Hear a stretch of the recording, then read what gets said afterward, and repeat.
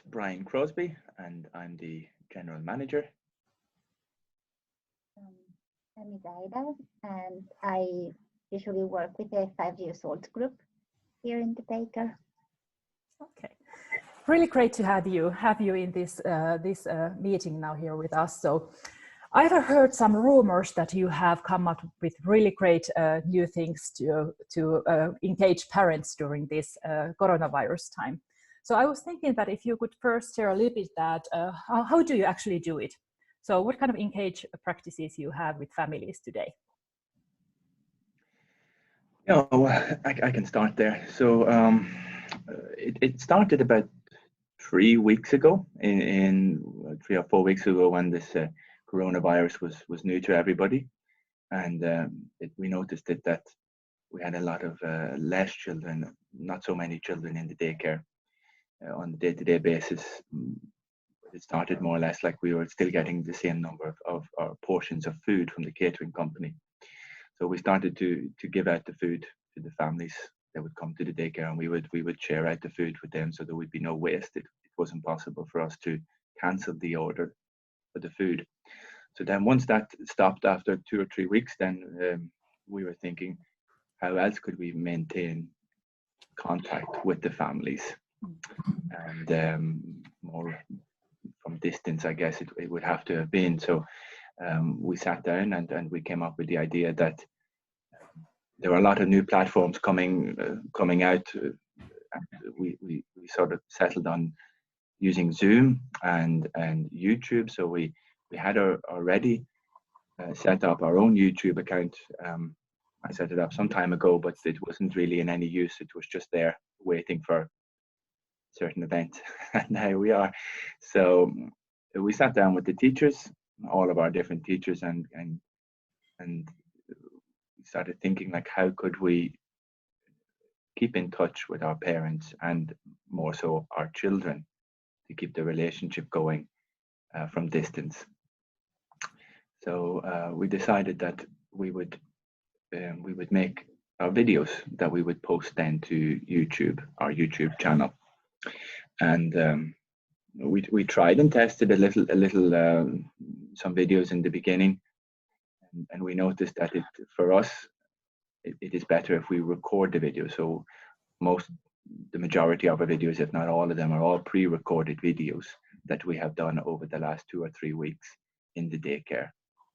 And then we have a very, Idaida comes up with the schedule, and we post that on Friday or Saturday to our various platforms, social media platforms, and then it goes out. So, sounds really, really good approach, I have to say. I'm really excited about that. Was it difficult to start doing these videos? I mean, from the teacher's point of view? Well, at the beginning it was more challenging. We were not sure about what to do. We wanted to continue with the activities we had planned, more or less following the curriculum we had already prepared, but adapting it for everyone because it was for all the children and not per group. And at the beginning it took us some time, but then we sat down and each one chose like a topic, and we worked on developing activities in that topic. And then together we said, okay, maybe if this week we do this activity that is more challenging, we can do this easier one for the younger ones, and we alternate. And yes. Okay. sounds really cool. So what has been the parents' or families' reaction to this? No, the parents have been very happy with it. We have had some feedback. Of course, more feedback would be great, but any feedback that we get is always good. They have sent messages through our Tiny apps, through Facebook, through Facebook, and WhatsApp as well, that we used. They have sent messages saying thank you, and the messages are really good. Some have sent videos, so as well, of their children making the activities and performing them as well as what we're doing on the screen, and these things. So this is really nice to have. Of course, more would be nice, but it's what we get, we are happy with. Yeah, exactly. I mean, just to get started and all that. So, exactly. Yes. Yeah. So getting started there, what Idaira touched on is that we didn't in any way limit to what the teachers could do. It was more or less an open book. So we all decided that the teachers would focus on something that is more like a passion for them. And then we didn't really start thinking about the early childhood curriculum from the beginning. That wasn't our emphasis, like to focus on that. It was more to focus on, as Idaira said, the activities that we have already planned now that we unfortunately can't do with the children here in the daycare, but just to keep it going. So we have a lot of arts and crafts activities. We have a few teachers there who are really good in arts and crafts. Now we have also origami. One of our teachers is doing origami. We have gardening as well, because normally around this time of the year we are doing our urban gardening. Now we have one of our teachers doing that, showing how to plant tomatoes, and 2 weeks ago was an avocado seed as well. That was really cool. Now it's peas next week. That's secret. And we also have, we have baking, so baking as well. So usually when we have gone into the premises where the baking is taking place, it's really nice smelling there. So it's always nice to go there and have something to eat. And we have our maths as well, of course, and audio books that we're doing in English, and also Anya, who is recording in Finnish as well. So we're keeping this up.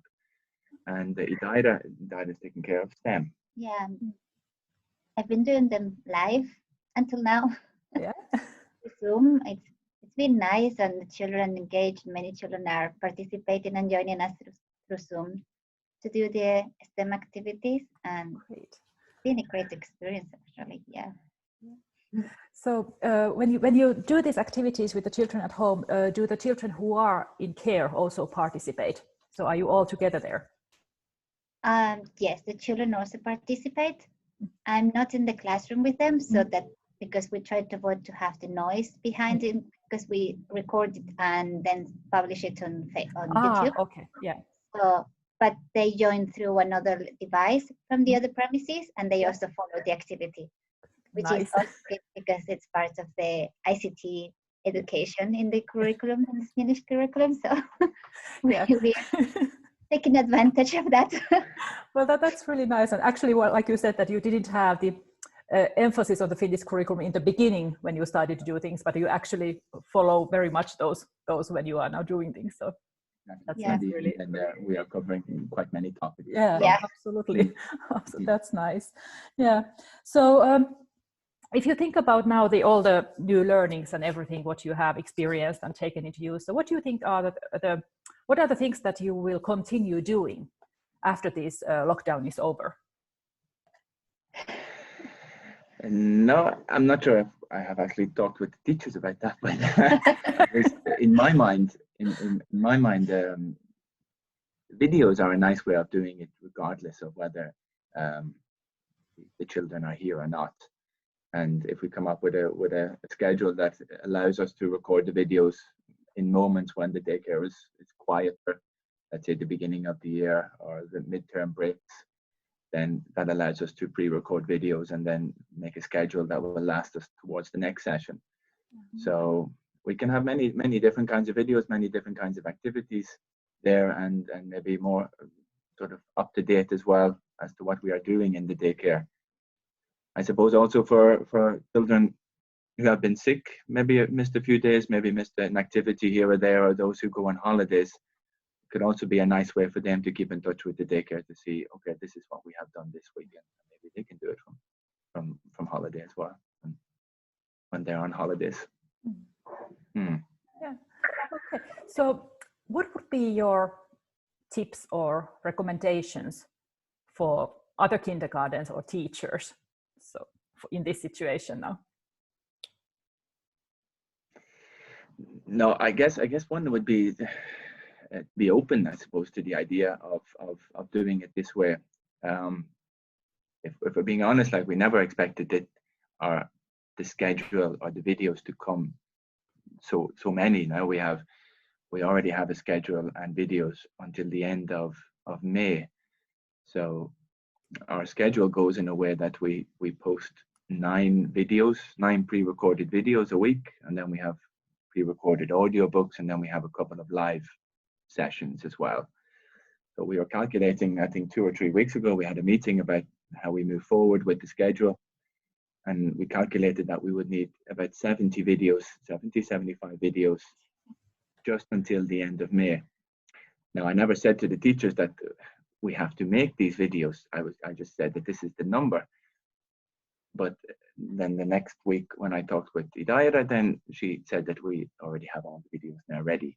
So Amazing. So getting back then, so we never expected to get to big to have a schedule. Of course, it's really nice, and the teachers have been so active and really good in making the videos and finding out activities and things that they can do for the children. And the atmosphere around the daycare has been really nice when you walk into our sort of studio. So it has been really nice to sample the atmosphere there. But I guess what Idaira said in the beginning, that starting off was a little bit challenging, I suppose, how to work around it. And what to do. Many teachers were like, I don't know what to do. I don't know if I'm good in camera. I don't know what to say and how to act, like me myself. I was like, oh no. But the first one were a bit more like trying, and then we got looser and looser, and in the end it was fun, and we were having a lot of fun and enjoying it. So it's like, we should do this all the time. Being open to the idea of doing something new, something different that maybe takes you a little bit out of your comfort zone.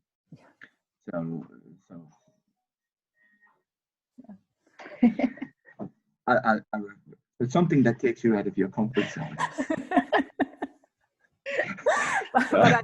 I think this situation is overall for all of us something that we have to step out of our comfort zone and try out something new. And I'm really, really happy to hear what you have been doing there. I think there is a lot that we can everyone learn with the openness to try new things and test what works and do that. So I'm really, really happy. Perhaps, because it's a unique situation as well for families. Okay, it's different to summer holidays where families are off and they're with their children, but then the families don't need to concentrate about work. Now in this situation, the families are at home, the children are at home, but yet the families still need to do work. So we're thinking like the activities that we make that go to YouTube is not something that families really need to think that they're going to the shops and they have to buy this and they have to buy that. Most of the activities should be based around mainly about activity or items that they can find at home. As much as possible, are things that they can have at home usually. And sometimes if it's something that is more difficult, we give options like you can use this or make this. Like, for example, if an activity requires a ball certain size, the teacher might say, if you don't have a ball like this, you can make a ball using tinfoil. So again, kind of lower the level to participate. So that's really good. Exactly. Helping the families, they also need a little bit of help at home as well. So they come up with different activities and they still have their work to do as well. So this was one of the ideas. But I guess what we have mentioned and hinted already, like one of the main things was to try and keep a connection with the children. So young children in the daycare, okay, you can explain to them in some way the situation that is going on, but of course they don't fully understand.